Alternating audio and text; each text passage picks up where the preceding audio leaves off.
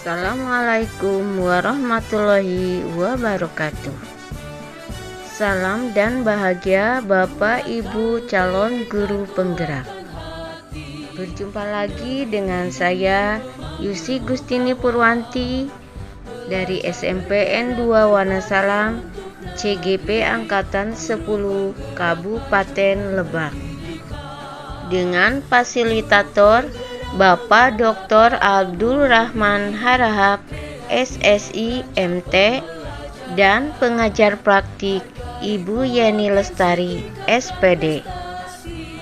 Video ini adalah koneksi antar materi modul 2.1 pembelajaran berdiferensiasi.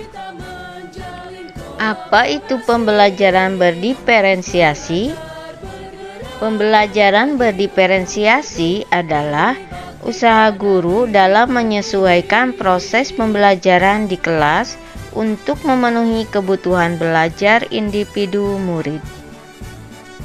Artinya, pembelajaran berdiferensiasi adalah pembelajaran untuk mendukung semua murid di kelas kita. Maksudnya apa ya? Ingat, setiap anak adalah unik.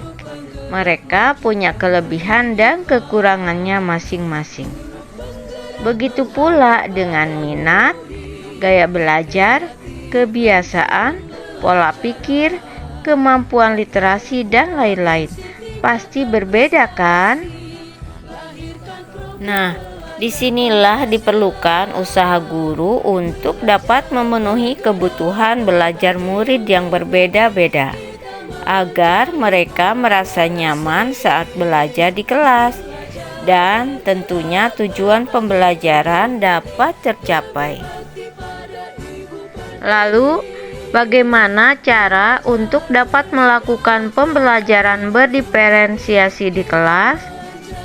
Agar dapat melakukan pembelajaran berdiferensiasi, guru harus memahami tujuan pembelajaran terlebih dahulu, mengetahui dan merespon kebutuhan belajar murid. Selanjutnya, menciptakan lingkungan belajar yang mengundang murid untuk belajar, melakukan manajemen kelas yang efektif, dan melakukan penilaian berkelanjutan. Berkaitan dengan kebutuhan belajar murid, guru harus memahami 3 aspek berikut. Pertama, kesiapan belajar murid. Kedua, minat murid. Dan yang ketiga, profil belajar murid. Yang pertama, kesiapan belajar murid. Mengharuskan guru untuk menilai pengetahuan awal dan menentukan apa yang telah murid ketahui dan di mana murid berada. Yang kedua, minat murid. Minat setiap anak berbeda-beda. Minat adalah salah satu motivator penting bagi murid untuk terlibat aktif dalam proses pembelajaran. Dan yang ketiga adalah profil belajar murid.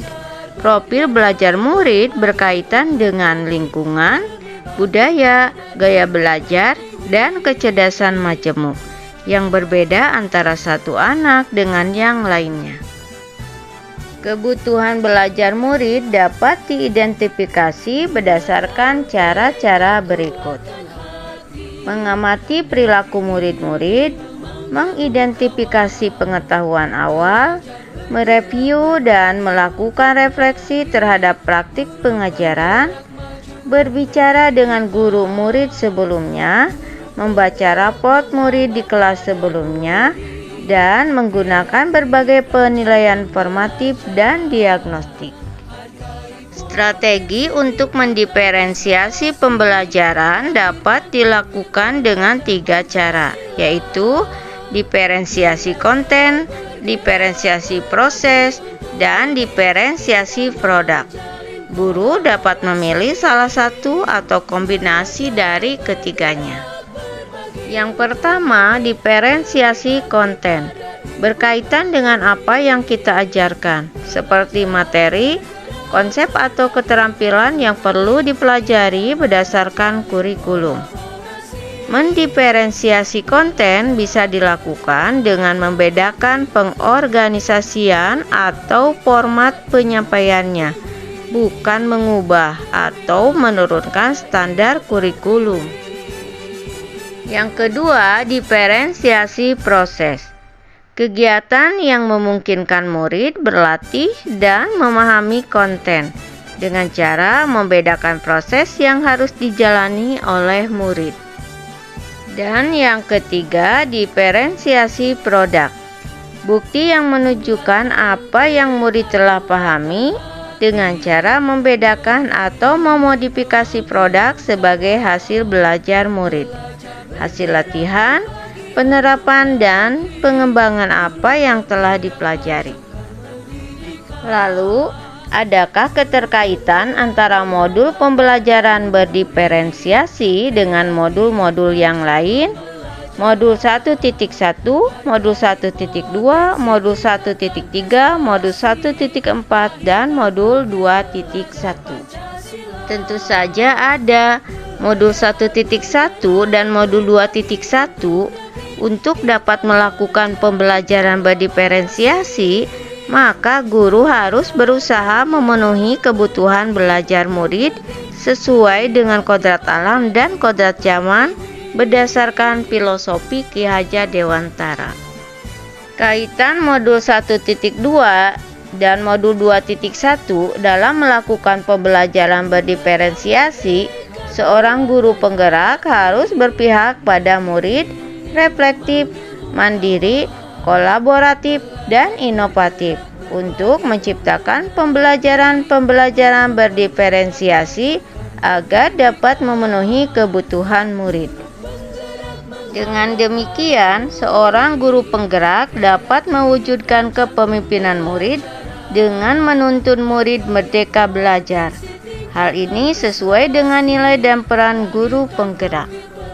Selanjutnya, modul 1.3 dan modul 2.1. Pembelajaran berdiferensiasi dapat menjadi salah satu strategi untuk mewujudkan visi guru penggerak yang berpihak pada murid. Dan kaitan modul 1.4 dengan modul 2.1 dalam pelaksanaan pembelajaran berdiferensiasi antara guru dan murid harus ada kesepakatan kelas terlebih dahulu agar proses pembelajaran dapat berjalan dengan baik sesuai dengan nilai-nilai budaya positif. Demikian pemaparan koneksi antar materi modul 2.1. Semoga menginspirasi. Terima kasih. Wassalamualaikum warahmatullahi wabarakatuh.